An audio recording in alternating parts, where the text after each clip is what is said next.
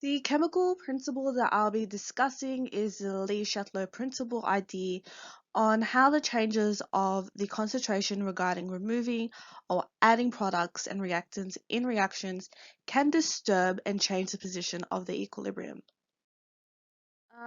How does concentration change? Well, this can be explained through the collision theory, where in order for a reaction to occur, the particles in the reactant must have enough energy to collide at a correct angle and rate, which produces effective collision. Increasing the concentration of a reactant increases the frequency of the collisions between the reactants and will therefore increase reaction rate.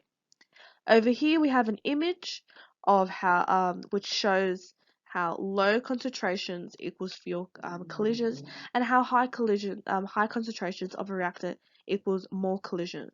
And we can sum up from this picture over here how when a reactant has a high concentration, it has more of a chance to be a successful reaction, whereas a low concentration of reactants doesn't have the same successful rate.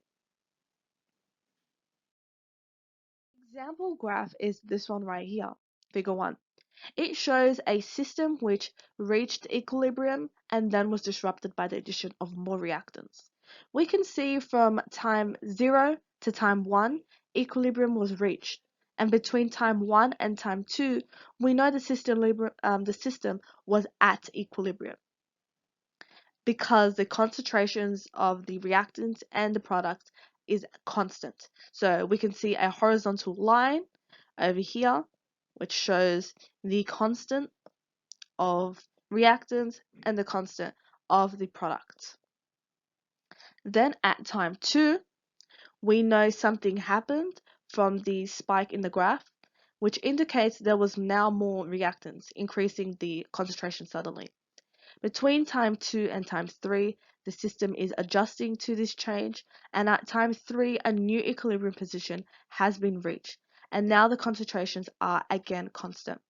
So what we can gather from this is when the system is disrupted by a concentration change, the system will adjust to this change and a new equilibrium position can be made. So we can see the old equilibrium position over here, green, and the new equilibrium position over here, which is red,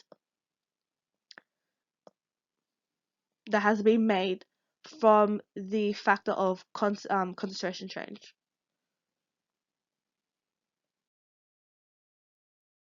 A reference reaction to this principle is the thiocyanate reaction.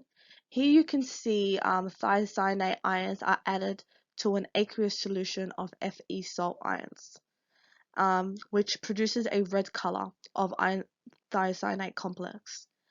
Um, when the concentrations of Fe ions increases, this tells us having more particles present will increase the frequency of collision.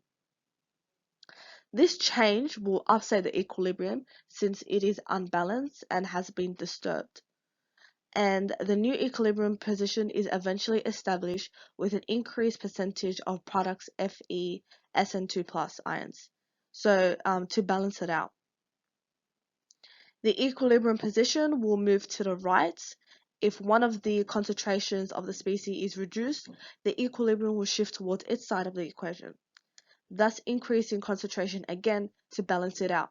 In this case of example, chloride ions or fluoride ions are added to the mixture to react with Fe+, thus removing Fe from the reaction, the extra Fe from the reaction. The mixture will lose the red color and then will become a light brown color. And we can see this in the reaction here where we have light brown. It will shift to this side over here. A new equilibrium position is established to the left this time.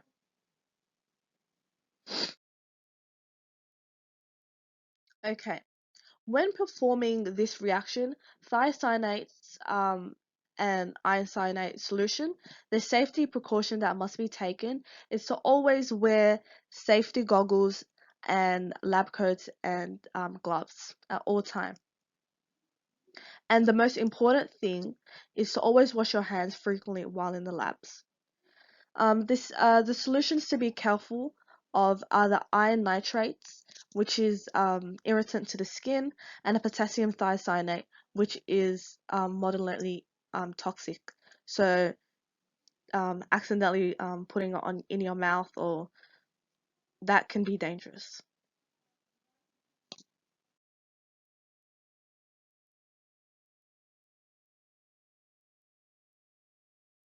How does the change in concentration on an equilibrium system has an effect on everyday life occurrence?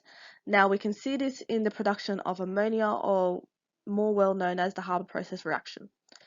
So, how does concentration affect the Haber process? You may ask. Well, in the industrial Haber process, NH3, more known as ammonia, is removed from the equilibrium system as a reaction occurs.